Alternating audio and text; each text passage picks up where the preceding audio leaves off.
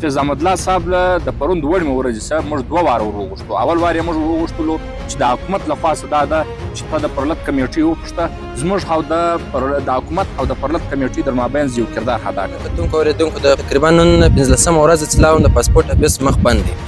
د پاسپورټ د افیس د مخ مسؤل محمد صدیق بلال د پرلط کمیټې غړی هم دی او راسره ناست د غړي اتحاد د سکرټري امیر محمد سکرټري صاحب. محمد صدیق بلال صاحب تېره شپه د حافظ احمد الله صاحب سره ناسته وکړله. 2 واره تې ناسته په دغه هفته کې ورسره کړې ده. د یاد ناست په اړه که کتونکو ته یو پیغام ورکړې چې ناسته پر څه وله او څه له عمل به یې کومه ګټه به یې. ډیره مننه ملتپال صاحب کور دی ودان چې موږ ته د هر وخت زموږ د احتجاج کوریج دې کړی دی. زموږ د پرلط کمیټې چې کوم وخت موږ د 4 مې څخه مابعد زموږ شهیدان او د واقعیت شوی ده زموږ د احتجاجو لړۍ روانه ده. نو واقعا زموږ د مذاکراتو د غم زیات شوي دي. د سرکار لخوا هر وخت د مذاکراتو کوشش رواني.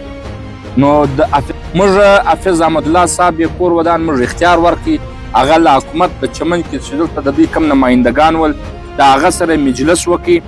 بیا دویم واري کې بیا زموږ د پرلط کمیټې یې موږ وغوښتل. بیا یې مجلس سره کړي وو. حافظ صاحب ما دا ورته وویل که چیرې تی غواړې چې دا لار خلاصه شي زه دا مجلس پر مخ باندې بیایم. داسې د بند دکان حوالې به موږ ته نه راکړې چې وزیر اعلی دی یا قدوس پېزنجو دی. ما واضح ورته وویل چې دا د بند دکان حوالې دي. موږ ته به ډایرکټ د آرمي سټاف یا بل داسې څوک کوم چې هغه دوی ته ورمعلومیږي هغه دا کیسه د هغو په لاس کې ده. که چیرې ته او هغه څوک چې دغه خبره یې کړې دا فیصله یې کړې ده دا خبره خلاصېده غواړي نو زه قدمونه کې اخلم موږ ته به اختیار راکوي. حافظ صاحب ویل چې دوی موږ ته دا یقینداني راکړل چې بالکل موږ د لار خلاصېدو ته تیار یو په مابینځ کې وګرځېږه.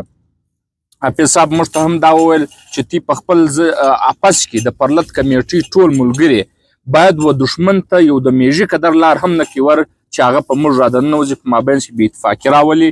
او امید هم دا سته بلکې بار بار موږ ته دا شی معلوم شوی دی کوم وخت چې د چمن هولس په جذباتو کې پر روډو راوتلي په احتجاجو کې رش وي هغه که د پاسپورټ دفتر مخ ته چې راشي نو او که پرلط وي که کوژک وي چې رش وي ولس پر روډو ناست نو بیا دا زورور سرکار عسکري قیادت هغه و مذاکراتو ته هم تیار وي او زموږ و مطالبو تسلیمېدو ته هم تیار وي.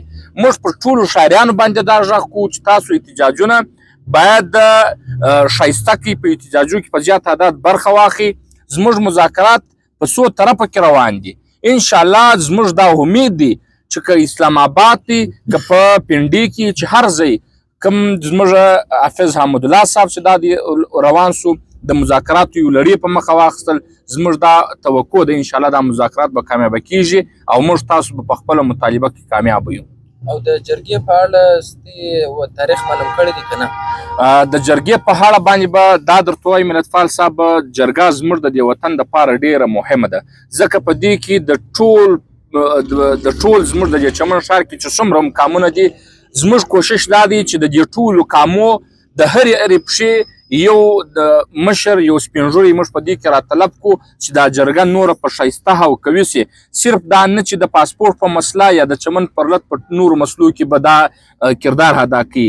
موږ وایو چې دغه د جرګې یو داسې شکل موږ ورکړو چې هغه مستقیم مزاج جوړه سي او دا جرګه یو با اختیاره او قوي جرګه یي چې بیا په چمن ښار کې بله داسې څوک نسي پیدا چې هغه د جرګې مخالفت وکړي.